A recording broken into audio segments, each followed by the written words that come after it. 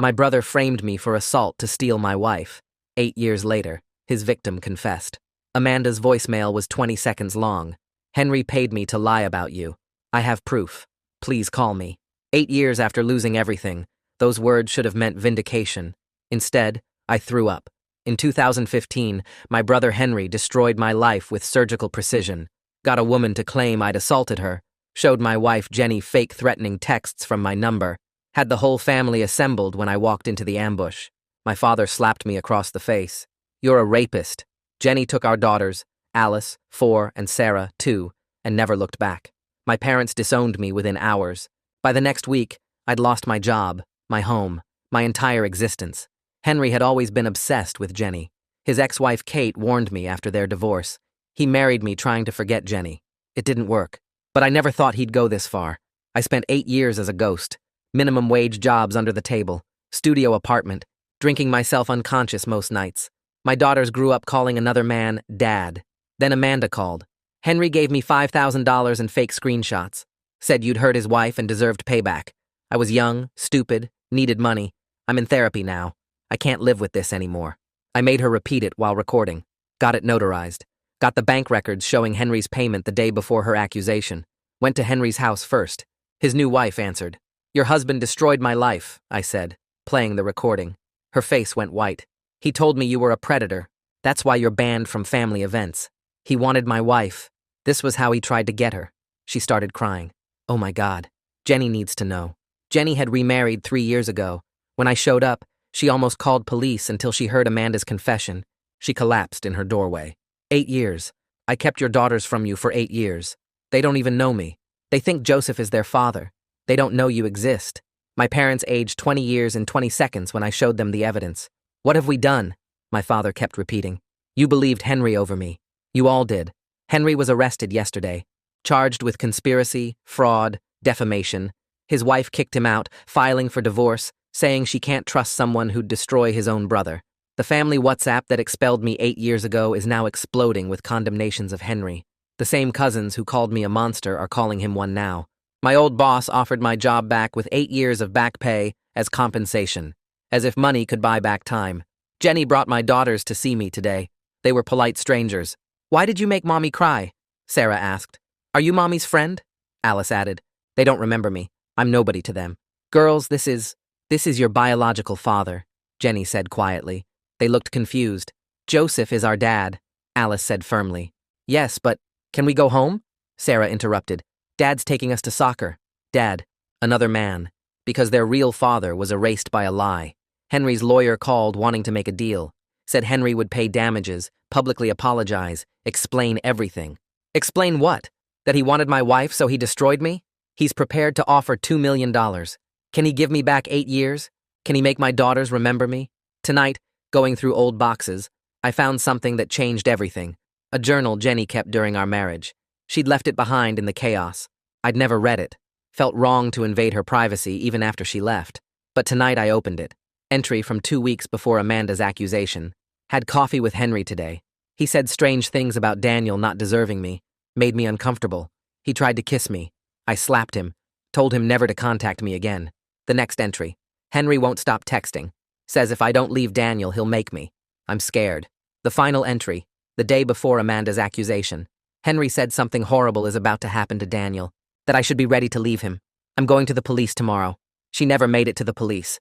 Amanda's accusation came first. Jenny knew. She suspected Henry, but when Amanda came forward with evidence, she doubted herself. Believed the lie over her own instincts. I called her immediately. You knew it was Henry. Silence. You wrote about his threats. You knew, and you still believed Amanda.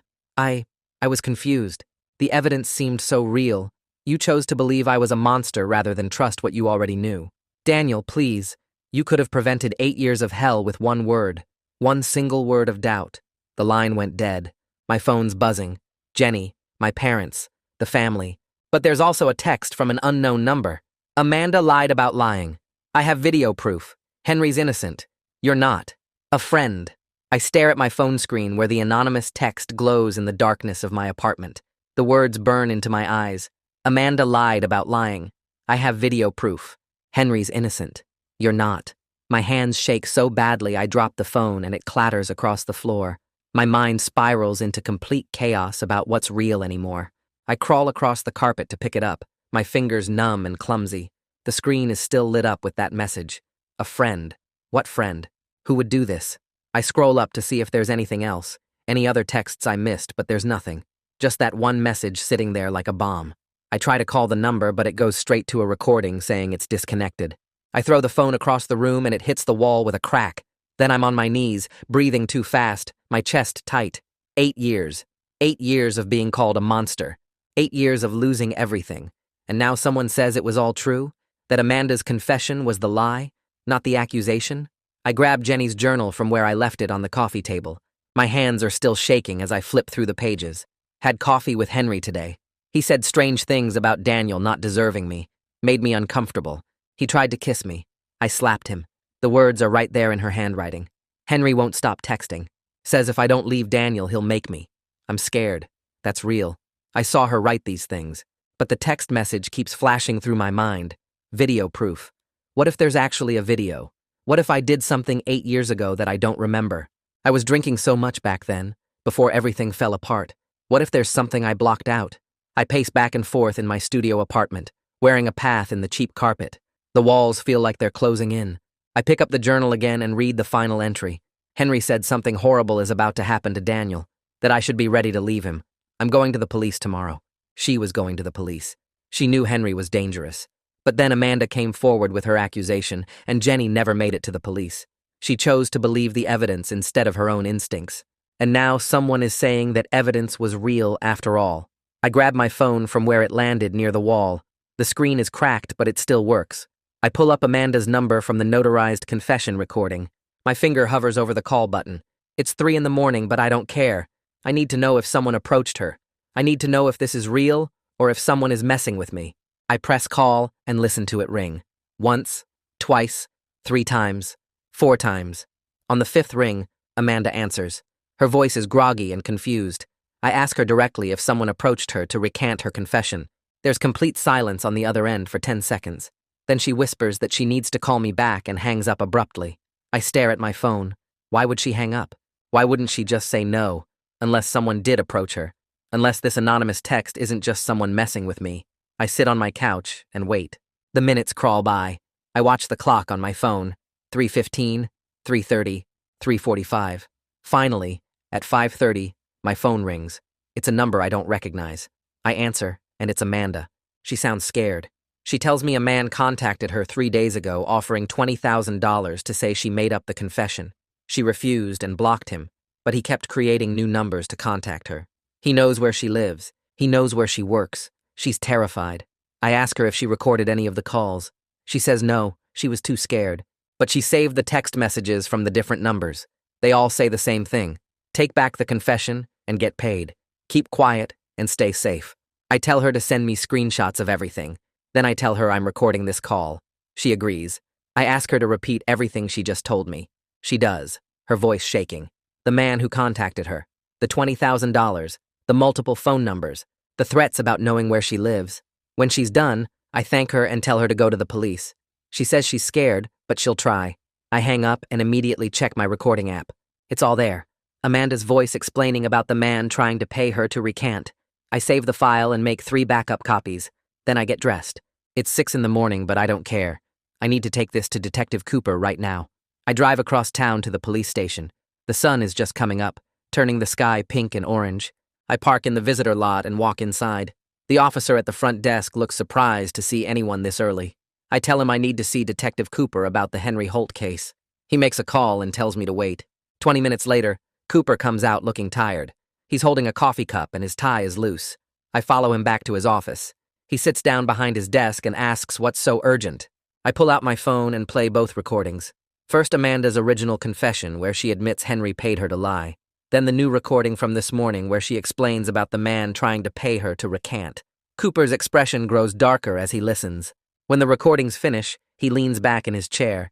He explains this sounds like witness tampering, which is a separate serious crime.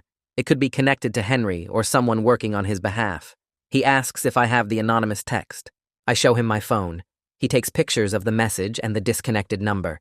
Then he tells me he'll investigate this, but it could take weeks. He warns me not to contact the number or respond to any messages. I should let him handle it. I leave his office feeling like I'm drowning. After finally having proof of my innocence, someone is trying to destroy it.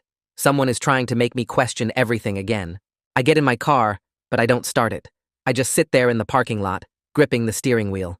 My phone buzzes with a text from Jenny. "Are you okay? I saw you called at 3 a.m. I don't answer. I can't deal with her right now. Instead, I start the car and drive. I don't know where I'm going until I pull up in front of my parents' house. I haven't called first. I just need to tell someone about this nightmare before I lose my mind completely. My father opens the door looking older and more broken than when I showed him Amanda's original confession 3 weeks ago. He's wearing sweatpants and an old t-shirt. I can see he's been drinking even though it's barely noon. The house smells like whiskey and stale air. He lets me in without saying anything. My mother is sitting on the couch in the living room, staring at the TV. She doesn't look up when I walk in. I sit down in the armchair across from them. Then I pull out my phone and show them the anonymous text. I explain about the man trying to pay Amanda to recant. I watch their faces cycle through confusion, horror, and something that looks like desperate hope. My mother's eyes get wide. She leans forward. She actually says maybe this means Henry was telling the truth. Maybe we didn't abandon an innocent son after all. I feel physically sick. Part of her wants me to be guilty so she doesn't have to live with what she did. My father tells her to shut up. He apologizes to me, but the damage is done. I've seen that my own mother would prefer I was actually a monster rather than face her guilt for believing Henry's lies. I stand up and walk to the door. My father follows me. He tries to say something, but I cut him off. I tell him I came here thinking they might care that someone is trying to destroy my life again. But I was wrong. I leave their house feeling more alone than I did during the 8 years when they wouldn't speak to me at all. I drive back to my apartment. My phone rings when I'm halfway there. It's Jenny, her voice tight with panic. Joseph just got a message from an unknown number with a video file attached. The message claims the video shows me actually assaulting Amanda in 2015. Joseph is demanding to watch it before he'll let me have any contact with the girls ever. I call Jenny back right away. My hands shake so bad I almost drop the phone again. She answers on the first ring, and I can hear her breathing hard like she's been crying. I tell her about the man trying to pay Amanda to take back her confession. I explain about the detective looking into witness tampering. I say someone is trying to destroy the proof of my innocence, just like Henry destroyed my life 8 years ago. Jenny goes quiet for a long time. Then she says, Joseph has been wondering if we all moved too fast believing Amanda. She says this message about a video is making Joseph worried about letting someone dangerous near the girls. Her voice sounds wrong, like she's already half convinced I might actually be guilty. I feel sick listening to her. After everything we learned, after Amanda's confession and the bank records and Jenny's own journal entries about Henry threatening me, Joseph still doubts, and Jenny is letting him doubt. I hang up without saying goodbye. I sit in my car in the dark parking lot, and the truth hits me so hard I can't breathe. Even though I got proof I'm innocent, I'm about to lose my daughters all over again. This time because of a video that probably doesn't even exist. The person sending these messages is using the exact same trick Henry used. They're creating doubt with promised evidence that makes people believe the worst about me. And it's working. Joseph is already preparing to cut me off. Jenny is already wavering. My parents wanted me to be guilty so they wouldn't have to feel bad. Now Joseph wants me to be guilty so he doesn't have to share the girls.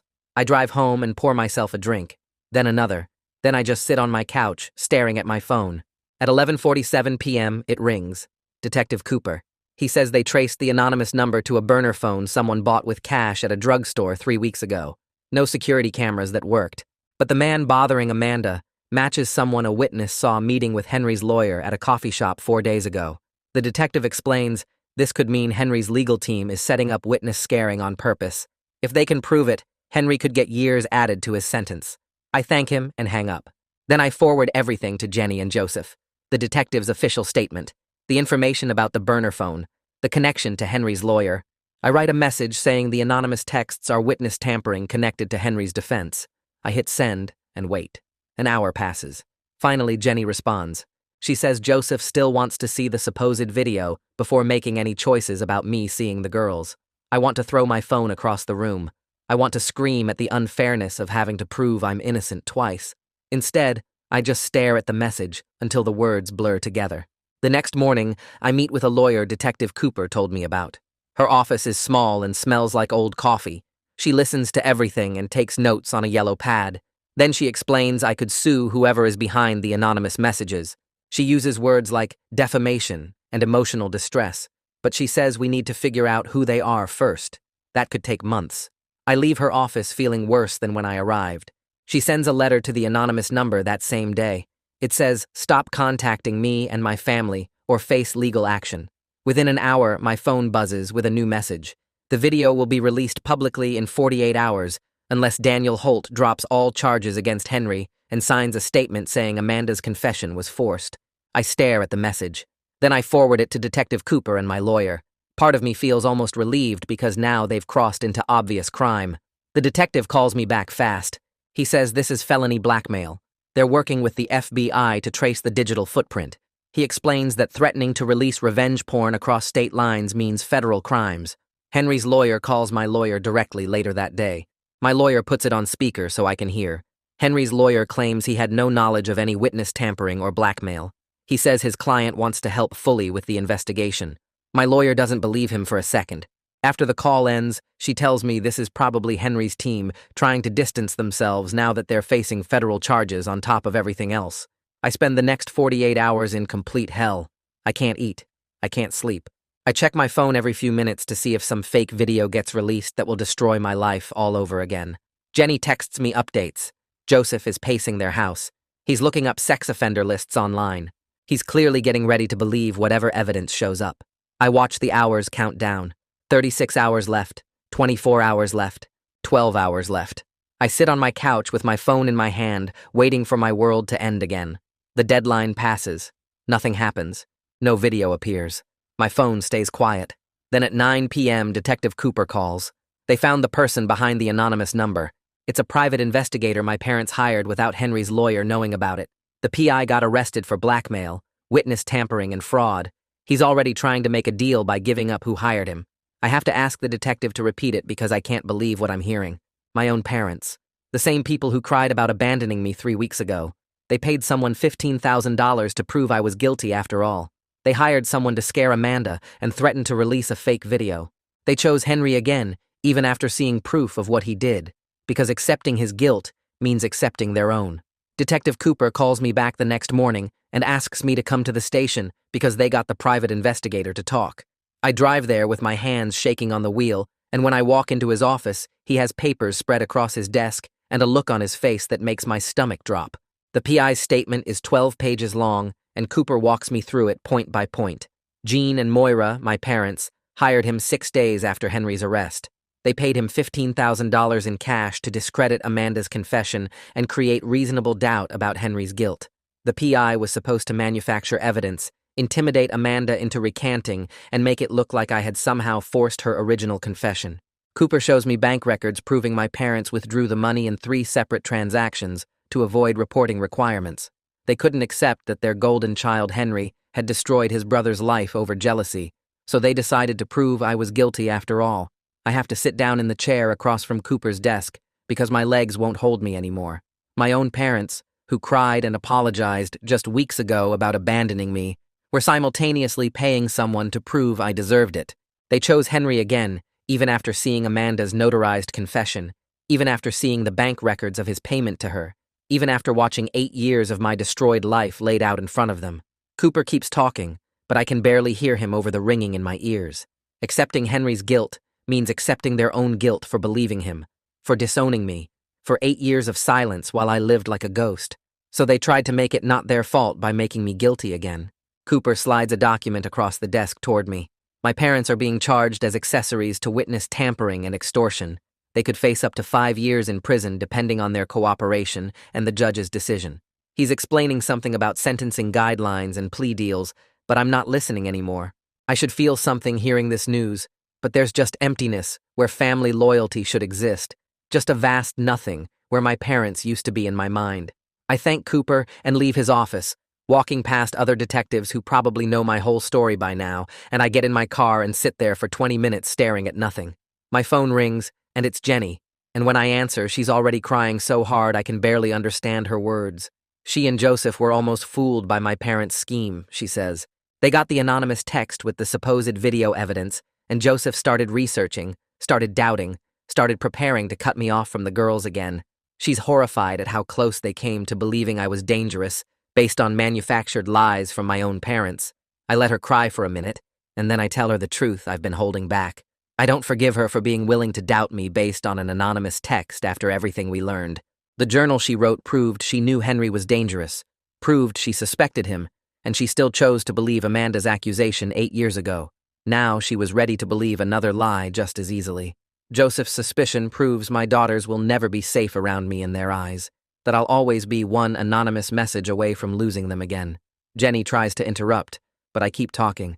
Every time someone offers proof I'm innocent, she weighs it against the possibility I'm a monster, and the scale tips too easily toward monster.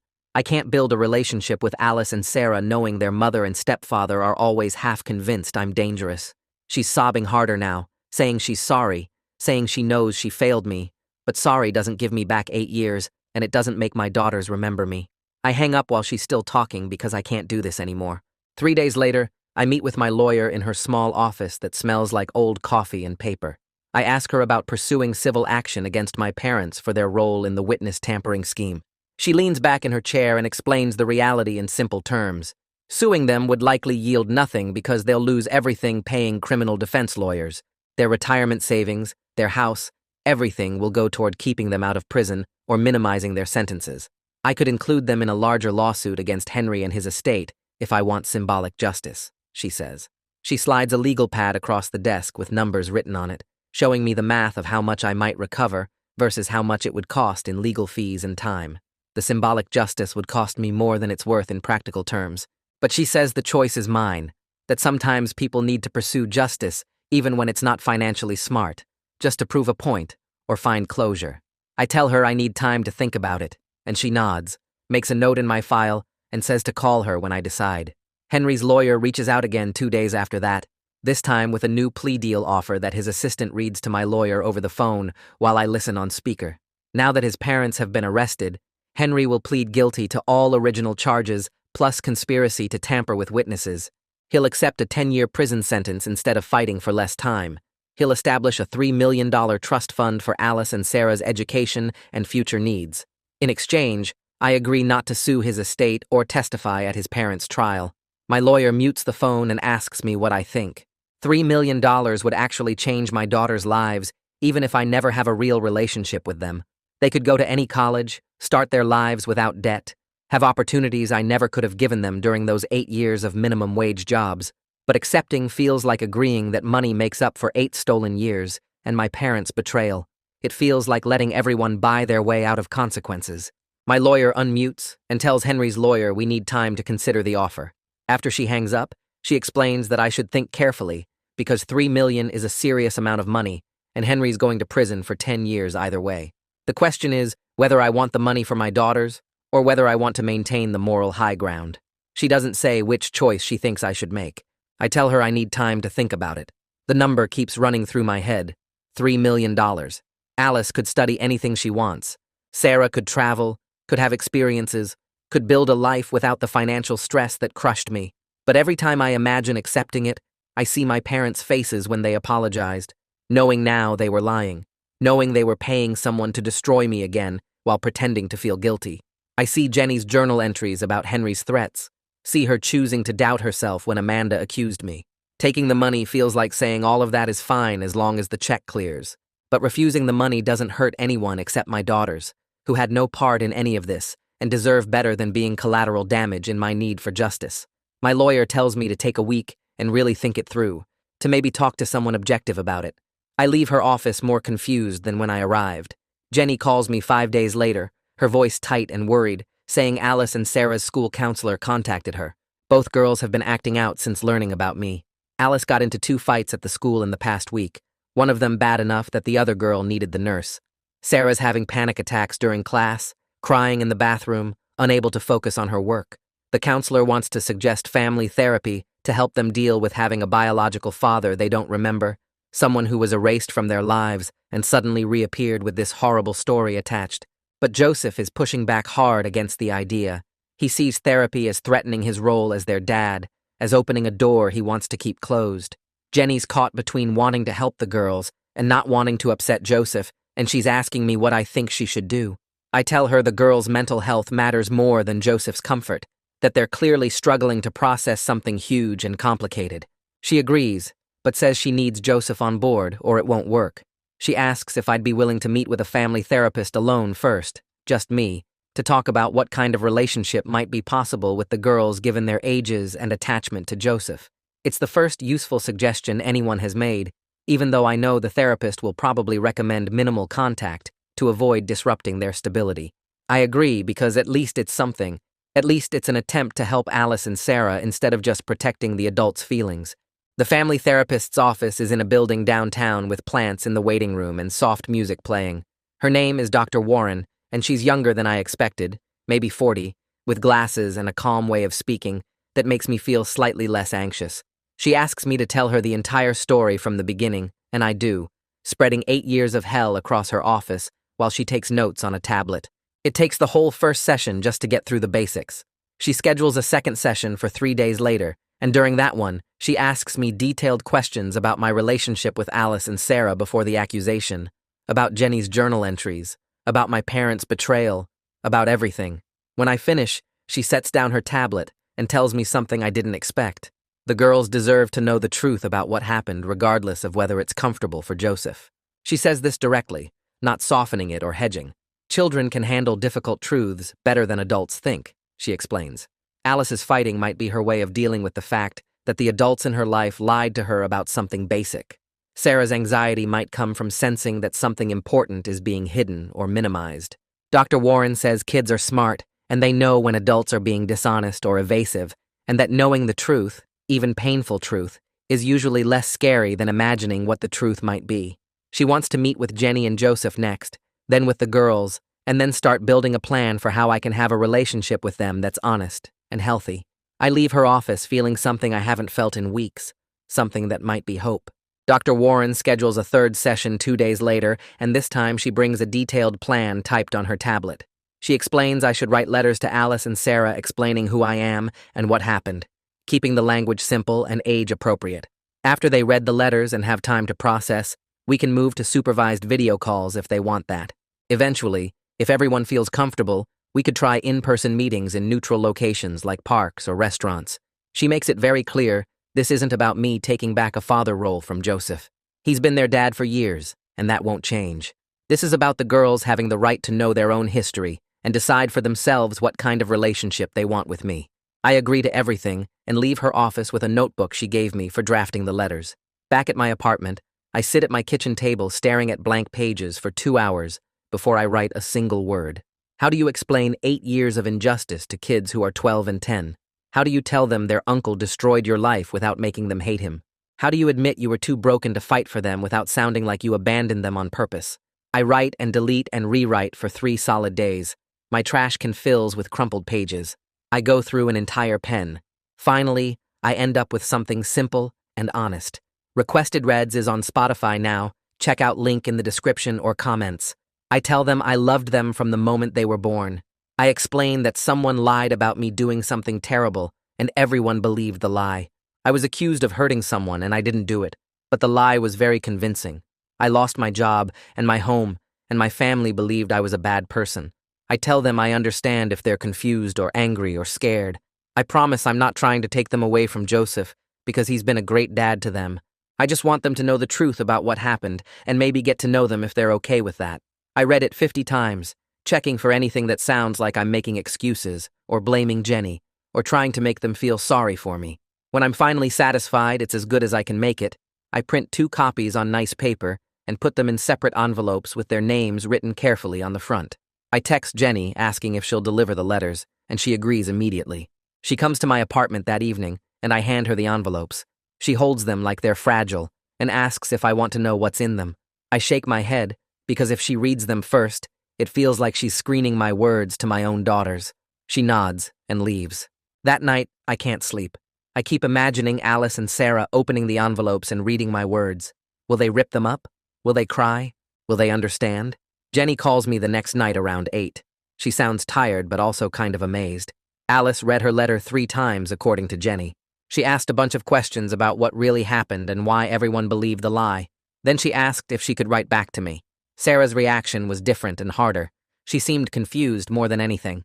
She wanted to know why I didn't try harder to see them, if I was really innocent.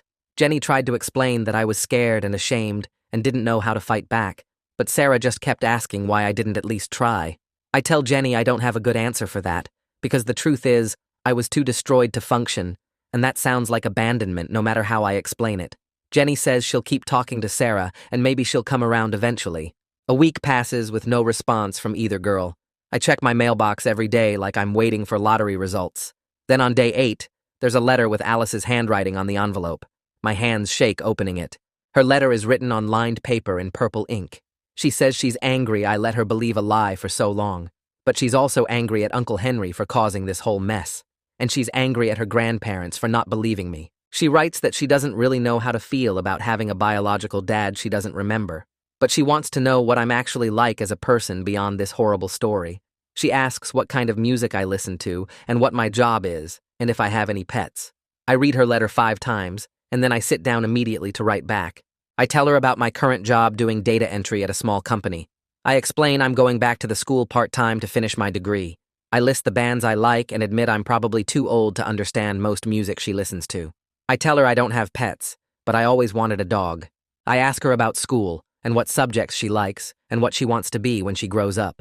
I keep it normal and friendly, like we're 2 people getting to know each other instead of father and daughter dealing with trauma.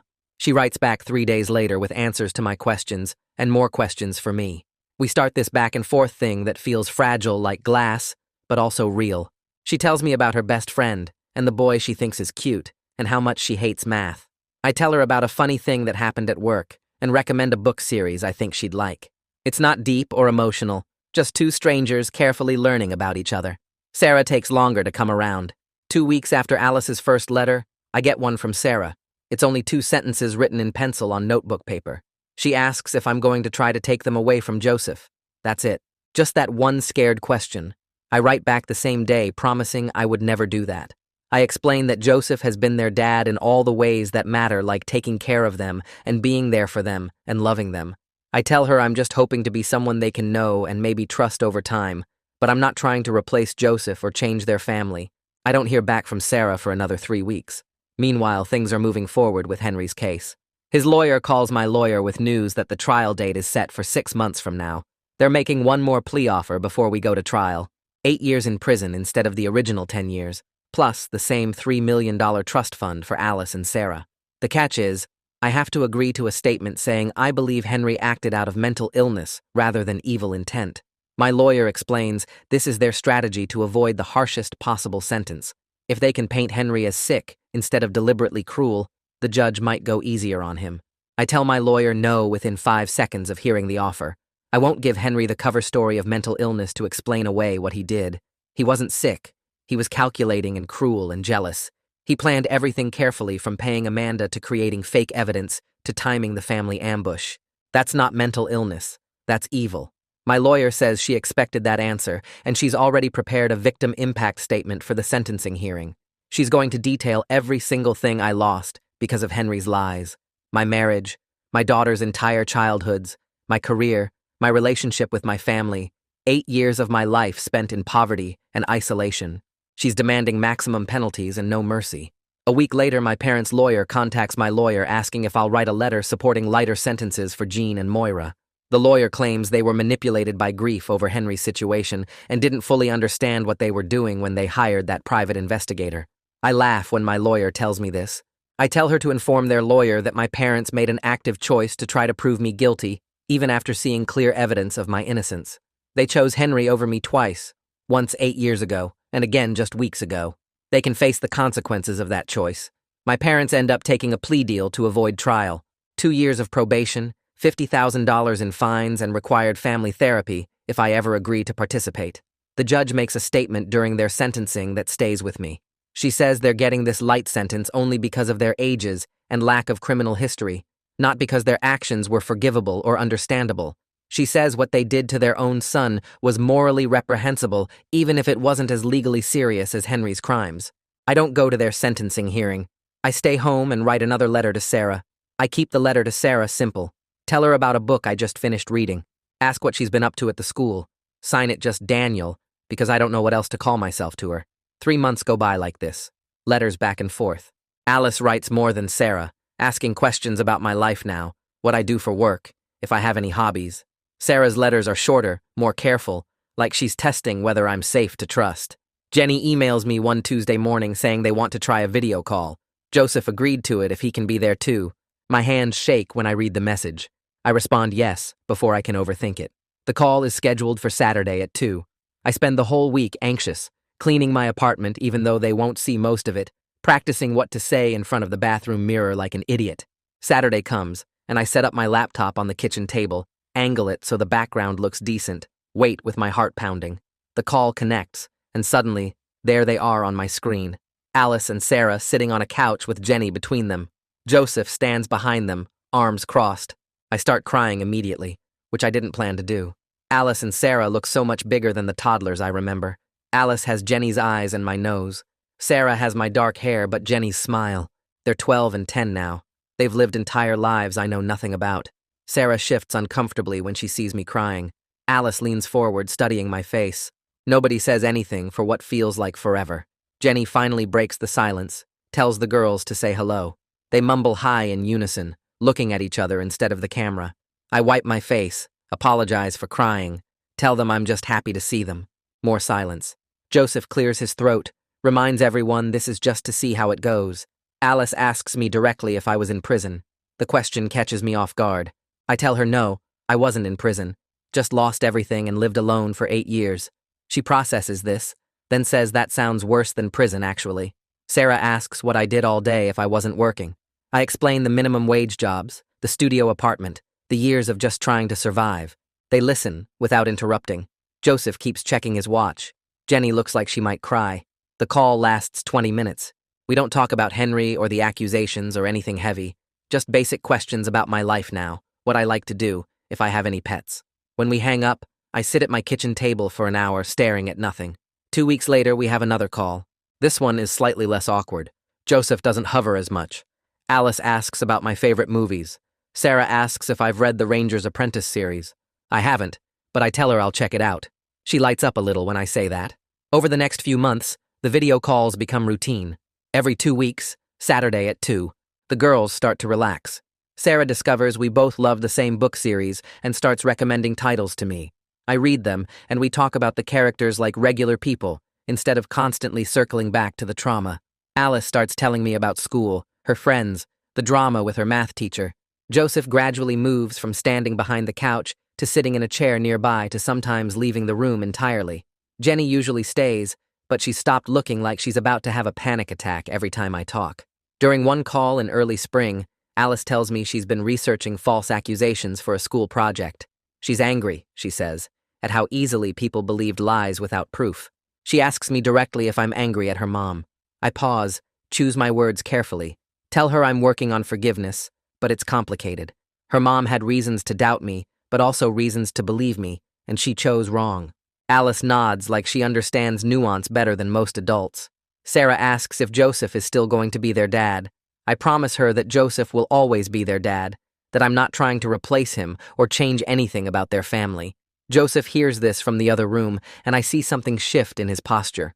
A week after that call, Jenny emails asking to meet in person without Joseph or the girls, just the two of us to talk about everything that happened. I agree, and we pick a coffee shop halfway between our places. I arrive first, order a black coffee, sit at a corner table watching the door. Jenny walks in looking exhausted and older than I remember. She's lost weight, has new lines around her eyes. She orders tea and sits across from me, wrapping her hands around the cup like she's cold. She tells me she's been in therapy twice a week, trying to process her guilt about not trusting her instincts when she knew Henry was dangerous. I listen, without interrupting. She talks for 10 minutes straight, explaining how she's spent 8 years wondering if she destroyed an innocent man's life, how she's barely slept since Amanda's confession, how she doesn't know how to live with what she did. When she's done, I pull out my phone and show her the photo I took of her journal entry, the one where she wrote about going to the police the day before Amanda's accusation. I ask her directly why she didn't follow through. She stares at the photo, her face crumbling, admits she was scared of causing family drama over what might have been nothing. When Amanda came forward with evidence the next day, she convinced herself she'd misread Henry's intentions, because the alternative was too horrible to face. I ask her how she lived with that doubt for 8 years. She says she didn't live with it. She buried it under anger at me, under building a new life with Joseph, under pretending she'd made the right choice. She says she knows I can't forgive her, and she's not asking me to. Just wants me to understand she's been in her own prison of guilt and fear. I tell her the truth, that her guilt doesn't absolve her choices, but I appreciate her honesty, that maybe someday we can have a functional relationship for the girls' sake. But right now, I need space from her beyond coordinating calls with Alice and Sarah. She nods, wipes her eyes, thanks me for meeting with her. We finish our drinks in silence and leave separately. Dr. Warren calls me the next week with a suggestion. Try an in-person meeting with the girls in a neutral location, somewhere public and comfortable like a park. Both Joseph and Jenny would be there for the girls' comfort, but it would be a chance for real face-to-face contact. I agree, even though the idea terrifies me. We schedule it for a Saturday morning 3 weeks out. The night before, I barely sleep. The morning of, I arrive at the park 30 minutes early and pace near the playground, watching families with their kids, trying to calm my racing heart. I see Jenny's car pull into the parking lot at exactly 10. Alice and Sarah get out holding Jenny's hands. Joseph follows behind them. They all look nervous. I stand near a bench, unsure whether to wave or stay still or walk toward them. Alice sees me first and pulls away from Jenny, walking up to me with purpose. She stops 3 feet away and just stares at my face for a long moment. Finally says, "I look like the pictures Mom saved." We sit on a park bench, all 5 of us squeezed together awkwardly. Talk about nothing important. School projects and friend drama and a movie they just watched. Sarah tells me about her soccer team. Alice complains about her history teacher. Joseph occasionally adds comments. Jenny stays mostly quiet. It's beautifully, painfully normal. We're at the park for almost 2 hours. The girls show me the playground equipment they used to play on when they were little. Sarah demonstrates her cartwheel technique. Alice points out a tree she tried to climb once and fell out of.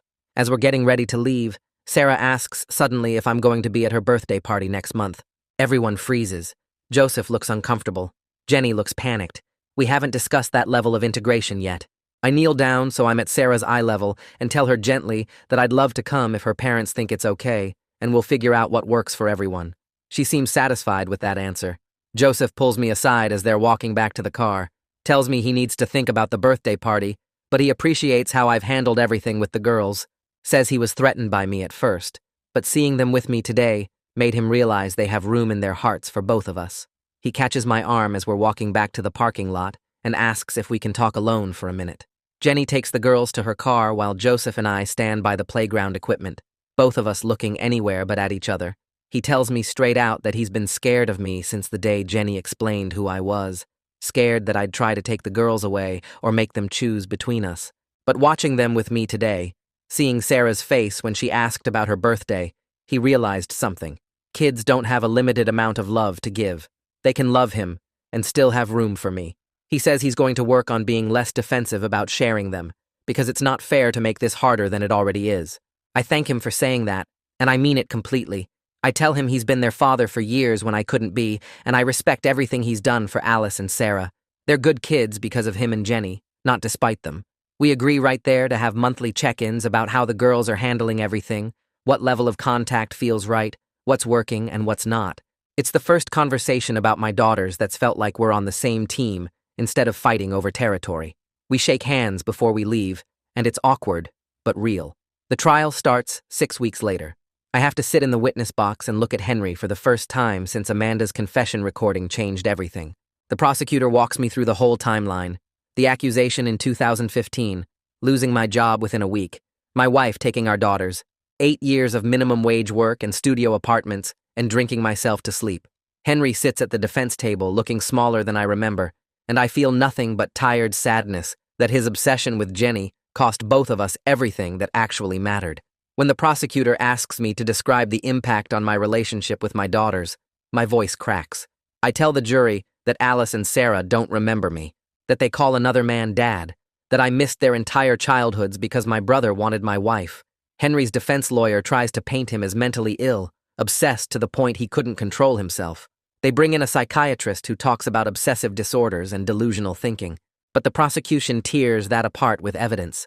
They show the jury the fake screenshots Henry created, professionally done with editing software, the timeline of his payment to Amanda, carefully timed for maximum impact. The way he coordinated the family ambush, making sure everyone would be there when I walked in. The prosecutor argues this wasn't mental illness, it was calculated destruction. The jury takes less than 4 hours to convict him on every single count. Conspiracy, fraud, defamation, witness tampering for what his parents tried to do. I watch the verdict come in and feel nothing, just empty. Sentencing happens 2 weeks after the conviction. The judge asks if I want to make a victim impact statement. I stand up and look directly at Henry for the first time during the whole trial. I tell him he didn't just take 8 years from me. He took my daughter's childhoods, all those moments I can never get back. He took Jenny's peace of mind, made her doubt herself for believing his lies. He took my parents' integrity, turned them into people who could abandon their own son. And he took his own future, threw away his whole life because he couldn't handle that Jenny chose me. The judge listens to everything and sentences him to 12 years in prison, more than the plea deal his lawyer kept offering. The judge says the calculated nature of the crimes and the witness tampering attempt show someone who needs to be separated from society for a long time. Outside the courthouse, after everything's done, a woman approaches me. It takes me a second to recognize Kate, Henry's ex-wife. She looks older than the last time I saw her, more tired. She apologizes for not warning me more strongly about Henry's obsession with Jenny.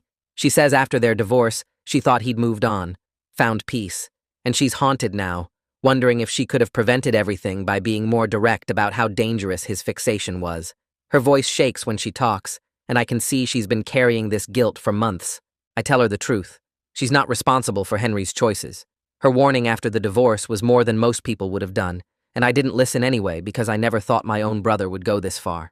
We end up sitting on a bench outside the courthouse talking for almost an hour about Henry, how he fooled everyone with his charm and his smile, how he hid his obsessive side so well that even Kate didn't see it fully until their marriage fell apart. She tells me stories about their relationship, little moments where she saw glimpses of something wrong but talked herself out of believing it. It helps somehow to know I wasn't uniquely blind to who Henry really was. Everyone missed it. Everyone got fooled. Sarah's birthday party happens 3 weeks after the sentencing. Jenny calls to invite me, making it clear I'm just a regular guest, not some special event or big reintroduction. I show up with a present I picked based on the book series Sarah mentioned during our video calls. Fantasy novels with strong girl characters. She opens it in the middle of all her other presents, and her whole face lights up. She asks if I've read them, and I tell her I bought the first one for myself too, so we can talk about it. For the next few hours, I'm just another adult at a kid's birthday party. I help set up the piñata. I eat too much cake.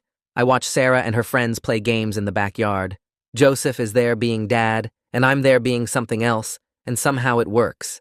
It feels like a small miracle that I can exist in my daughter's lives without everything falling apart. Alice pulls me aside while the other kids are playing. She tells me she's been writing an essay for school about injustice and false accusations. She's using my story as the main example. She asks if I'll read it before she submits it to her teacher. I say yes immediately. She emails it to me that night, and I read it 3 times. She writes about how easily truth can be destroyed by lies that people want to believe, how my family chose to think the worst of me instead of asking questions, how 8 years got stolen because everyone were accepted the first story they heard. Her understanding is scary for a 12-year-old. She gets things about human nature that took me decades to figure out. I email her back, telling her it's powerful and honest, and she should definitely submit it. After that, I start going to the girls' school events, concerts where Alice plays violin, soccer games where Sarah plays midfielder, parent-teacher conferences where I sit next to Jenny and Joseph, and we all pretend this is normal. Sometimes other parents ask who I am, and it's awkward explaining. But Alice has started introducing me as her dad Daniel in a way that makes it clear Joseph is also her dad. She says it naturally, like having 2 dads is just how her family works. Both relationships can exist at the same time. It's not perfect, and it's not what I lost, but it's something real and growing, and most days, that feels like enough. 6 months after Henry's sentencing, a letter shows up at my apartment with a prison return address. The handwriting on the envelope is Henry's, and I stare at it for 20 minutes before opening it. Inside, 2 pages of his scratchy writing ask if I'll visit so he can apologize in person. He says he understands if I refuse, but he needs to try. I bring the letter to my next session with Dr. Warren. She reads it carefully and asks what I want to do. I tell her I don't know if I can handle seeing him. She says I should only go if it helps me heal, not because I owe him anything. I think about it for a week. Finally, I decide to go because I need to see if there's real guilt or just self-pity. The prison is 2 hours away. I drive there on a Saturday morning, my hands shaking on the steering wheel. The security process takes forever. Metal detectors, pat-downs, signing forms. They lead me to a visiting room with plastic chairs and tables bolted to the floor. Henry walks in wearing orange, and he looks terrible. Thinner than I've ever seen him. Older. His face has this gray, collapsed look like something inside him broke. He sits down across from me and starts talking immediately. His apology comes out as this rambling mess of excuses mixed with tears. He says he convinced himself Jenny would be happier with him, that I didn't deserve her, that once he started lying, he got too deep to stop. He talks for maybe 15 minutes straight. I don't interrupt. I just sit there watching him cry and make excuses and try to explain away 8 years of destruction. When he finally stops talking, I tell him I hope he finds peace someday, but I can't give him forgiveness he hasn't earned through actual change. His face crumbles. I stand up and walk out. The drive home feels different somehow, lighter. Seeing Henry broken and pathetic in that orange jumpsuit makes me realize he's already living in his own hell. I don't need to carry hatred for him anymore. He destroyed 8 years of my life, but I'm not going to let him destroy the rest by making me bitter and angry forever. My lawyer calls 3 days later. The settlement is finalized. Henry's estate will pay $2.5 million into a trust fund for Alice and Sarah's education and future needs. Another $500,000 comes directly to me for pain and suffering. My lawyer explains the trust fund structure, how the girls can access it for college, graduate school, starting businesses. I sign the papers in her office. The money doesn't fix what was taken, but it means my daughters will have opportunities I couldn't give them, and I can rebuild my life with some actual security instead of living paycheck to paycheck. I use part of the settlement to register for classes at the community college. At 42, I'm the oldest student in most of my classes by 20 years. Kids fresh out of high school sit next to me taking notes on laptops while I write everything in a notebook. But I'm more motivated than any of them because I know exactly what I'm working toward. A degree in social work, then a career in victim advocacy, helping people who've been falsely accused navigate the nightmare I survived. My professors treat me like any other student, which I appreciate. No special consideration, no pity, just coursework and deadlines and tests. It feels good to use my brain again for something besides survival. Jenny calls to say she and Joseph want to try having the girls stay at my new apartment 1 weekend a month. I moved into a 2-bedroom place using the settlement money. Nothing fancy, but clean and safe with space for Alice and Sarah to have their own room when they visit. The first overnight visit terrifies all of us. I pick them up Friday evening and they walk into my apartment carrying backpacks and looking nervous. We order pizza and watch movies on my laptop. Sarah keeps checking her phone to text Jenny. Alice explores the apartment like she's documenting everything. Around 10, Sarah falls asleep on the couch with her head on my shoulder. I sit there frozen, afraid to move and wake her. After I carry her to bed, I go to my room and cry for 20 minutes. Having my daughter sleep in my home feels like something I never thought would happen again. The weekend goes okay. We eat too much junk food, play board games I bought specifically for their visit, take a walk to the park down the street. When I drive them home Sunday afternoon, Alice hugs me goodbye, and Sarah waves from the car. It's not perfect, but it's real. I start reaching out to old friends, people who believed in my innocence during the 8 years, but didn't know how to help. Some relationships are too damaged to repair. 3 people don't respond to my messages at all, but a few welcome me back into their lives with actual joy. My friend Tom from college invites me to a barbecue at his house. His wife remembers me from before everything happened, and she cries when she sees me. We stand in their backyard talking about the last 8 years while their kids play on a swing set. Tom says he tried to contact me twice, but I'd changed my number. I tell him I was too ashamed to reach out to anyone. He says he wishes he'd tried harder. We make plans to meet for coffee every other week, and it feels good to have a social network again, beyond just my daughters and their family.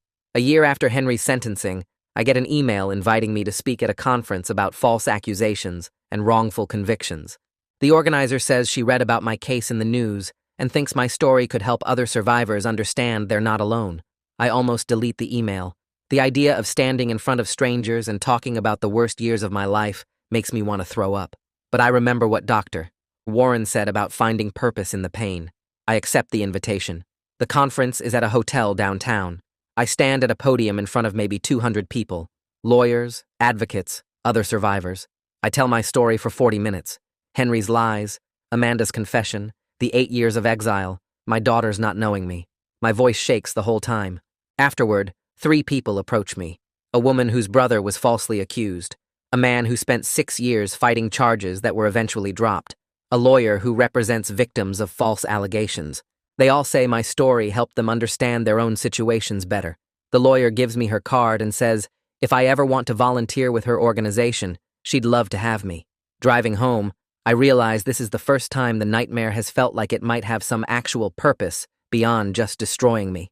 Alice calls me 2 weeks before her middle school graduation. She asks if I'll come as her guest, not just someone in the audience. She wants me to sit with Jenny and Joseph in the family section. She wants to introduce me to her teachers and friends as her dad. I tell her I'd be honored, but I don't want to step on Joseph's toes. She says Joseph already knows, and he's fine with it. I call Joseph to confirm. He tells me he's proud to share the title of dad, because Alice is lucky to have 2 fathers who love her. His voice sounds genuine, not forced. I thank him for being the father I couldn't be for 8 years. He says we're both just doing our best for the girls. Graduation day comes. I put on the one nice shirt I own and drive to the middle school. Jenny and Joseph save me a seat between them in the auditorium. We sit there together watching Alice walk across the stage in her cap and gown to receive her diploma. The principal reads her name, Alice Holt. She looks out into the audience and waves, and I wave back. Sitting there, I think about everything I missed. First days of school, lost teeth, birthday parties, soccer games, piano recitals, childhood milestones I can never get back. But I also think about everything I still get to be part of. High school, college, her wedding someday, grandchildren, her whole future. And I choose to focus on what's possible instead of what's lost. 3 weeks after Alice's graduation, Sarah stays at my apartment for a weekend visit. On Saturday night, she sits cross-legged on my couch with her notebook open and tells me she's glad she knows the truth now, even though it makes her angry sometimes at people she loves. She's writing a story about family and truth for school and wants to interview me about how I survived 8 years of everyone believing lies. I feel my chest tighten because talking about those years still hurts, but I tell her I'll answer anything she wants to know. She pulls out a list of questions she prepared and asks me to start at the beginning, when everyone first turned against me. I describe the studio apartment where I lived alone, the minimum wage jobs that paid cash, the nights I drank myself unconscious, trying to forget I had daughters growing up without me. Sarah writes everything down in careful handwriting, stopping me sometimes to ask follow-up questions about the depression and the times I wanted to give up completely. I tell her about the tiny, stubborn hope that kept me going, the idea that maybe someday the truth would matter, even though most days I didn't believe it myself. She asks if I ever thought about trying harder to see her and Alice, and I have to be honest that I was too broken and ashamed to fight, which probably sounds like abandonment no matter how I explain it. When we finish, she thanks me and says this is the most important thing she's ever written. 2 weeks later, she calls to tell me her teacher said it was the most powerful essay in the class, and she's proud to be my daughter. I cry after we hang up, because those words mean more than any legal vindication ever could. 2 years after Amanda's voicemail changed everything, I'm living a life I never imagined during those 8 years in the wilderness. I have weekend visits with my daughters that feel natural now, not forced or awkward like strangers pretending. I'm finishing my degree in social work and building a career helping other people who've been falsely accused navigate the nightmare I survived. Henry sits in prison serving his 12-year sentence, and my parents live 2 states away after I told them I needed distance to heal. Jenny and I have coffee every few weeks to discuss Alice and Sarah, and we can actually talk without all the guilt and anger poisoning every word. The scars from those 8 years will never fully disappear, but I'm learning to see them as proof I survived instead of symbols of everything I lost. Some days that feels like enough, and some days it doesn't, and I'm okay with both being true at the same time. Well, that's another award-winning mess of a story. If you're still here, clearly you've got taste, or maybe just time to waste. Either way, subscribe and we'll call it even.